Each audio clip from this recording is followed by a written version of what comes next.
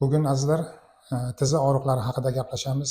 Barcha asl haqiqatlarni boshidan oxirigacha sizga juddayam sodda qilib tushuntirishlikka harakat qilaman va mana shu muammoni yechimida kineziyologiyani ham ahamiyatini, o'rnini yaxshi bu safar tushunib olasizlar.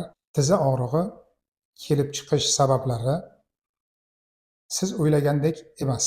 Organizm bu og'riq bilan sizga nima demoqchi?